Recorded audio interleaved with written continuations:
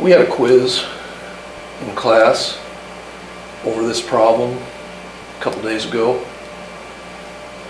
and we're going to analyze this particular function here with all these different features. We're looking for the critical numbers, and so I'm going to take these one at a time. So the critical numbers are going to be where the first derivative is either equal to 0 or undefined. And so the first derivative, I'm going to save space, write this up here.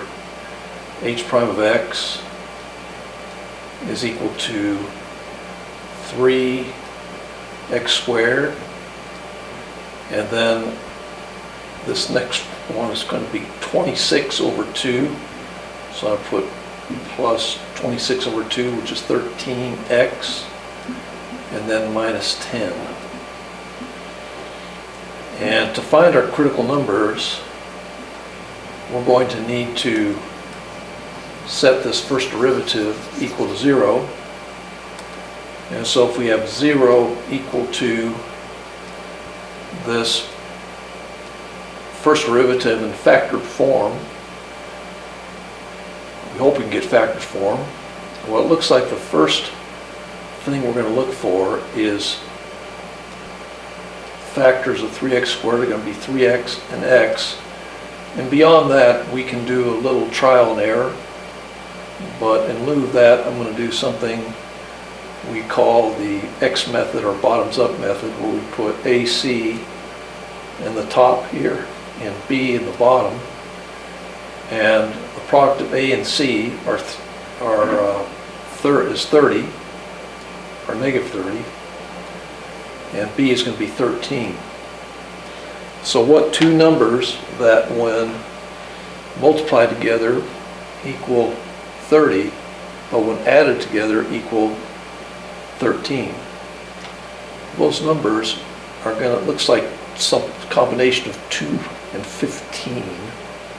So I'm going to put 2 and 15 here, and that's going to be positive 15 and negative 2. And now we divide by A, which is 3.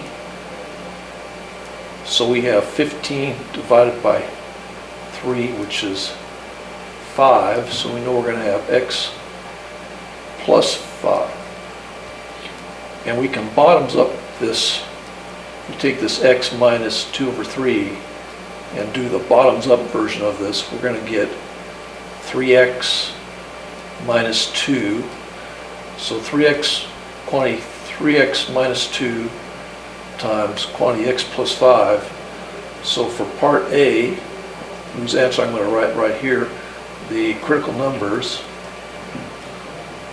are going to be x equals, solving for 0, 2/3, and x equals negative 5. Next, determine intervals where the function is increasing, decreasing, justify. Well, to do that, I'm going to create a number line with the critical numbers listed here in order from least to greatest. We have negative 5 and 2/3. And up here above I'm going to put h prime, and below I'm going to put h.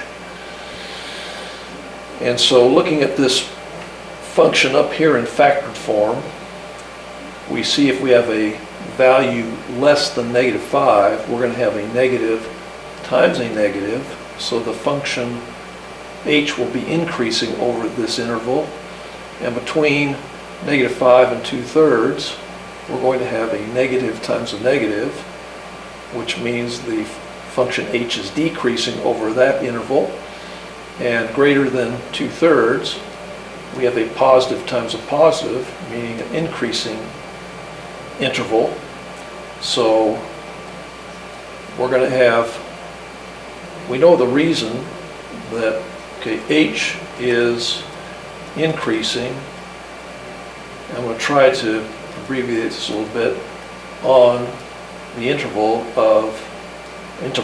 of negative infinity to less than 5, union less than negative 5, union 2/3, comma, infinity.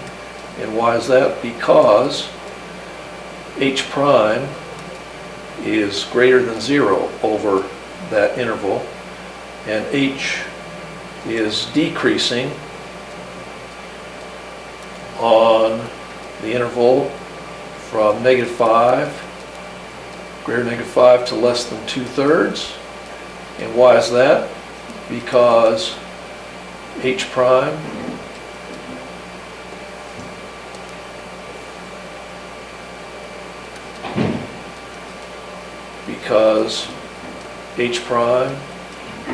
is less than 0. Okay, next it says determine where the function has relative extrema, justify each, then find the value of each extrema. Well, we can see right here that the function is increasing all the way up to x equals negative 5, then decreasing immediately thereafter. So that tells us we have a relative maximum at x equals negative 5 because h prime of x, h prime changes from positive to negative,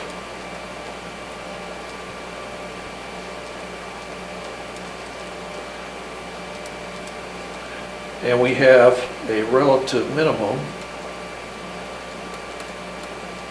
at x equals 2/3 because conversely h prime is changing or changes from negative to positive.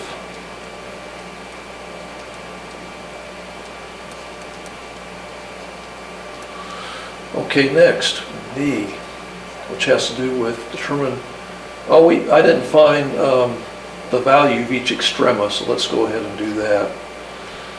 What happens is these numbers get to be quite large with this, so we're going to have, like at negative 5, if we put in negative 5 for this value here, so I'm going to put h of negative 5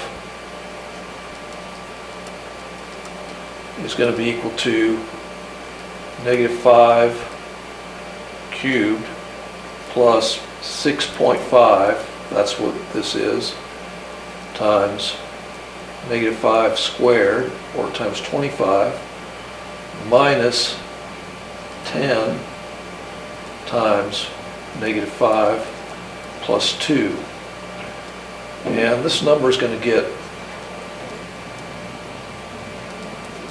pretty tedious, so I'm going to use the calculator for that. I'm going to put negative 5 storage x, and I'm going to enter x cubed plus 6.5x squared, that's 13 over 2,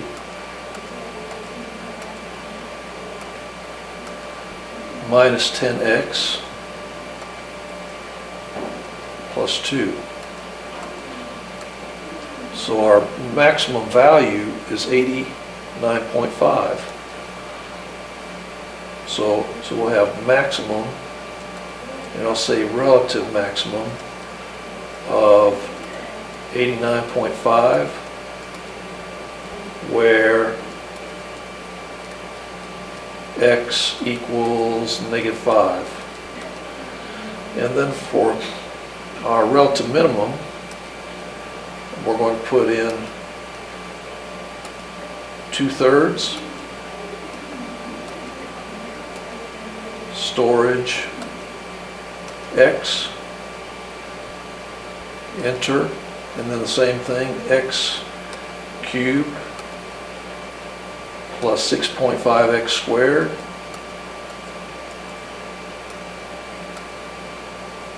minus 10x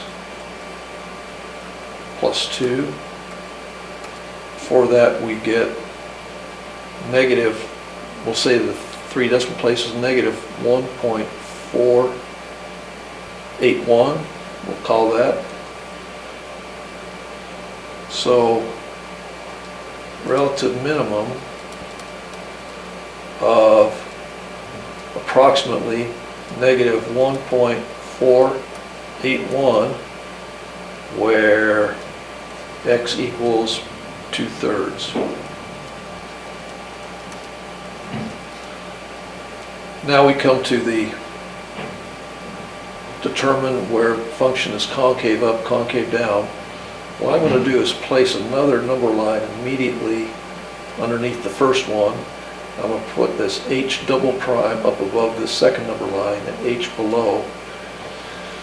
And to find what h double prime is, we take the derivative of the first derivative.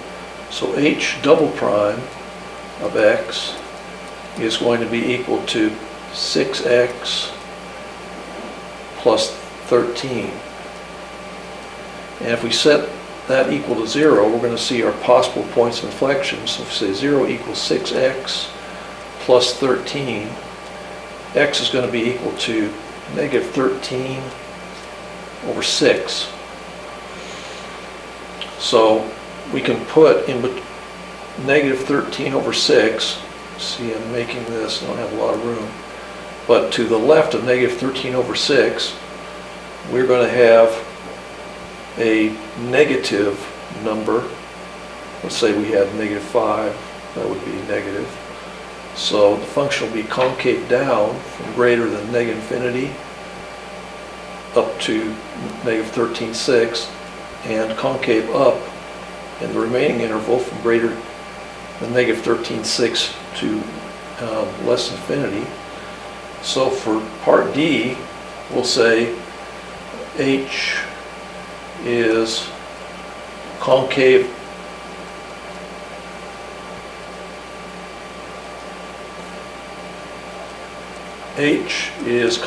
up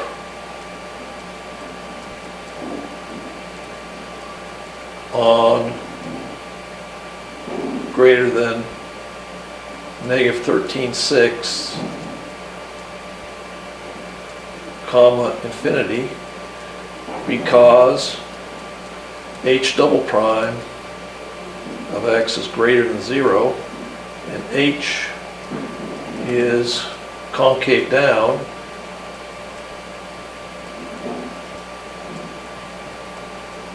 on greater than negative infinity to less than negative 13/6, because h double prime is less than 0 over this interval. And finally, E, determine where the function has a point or points of inflection. Well, h has a point of inflection at x equals negative 13/6. And why is that? Because h double prime changes from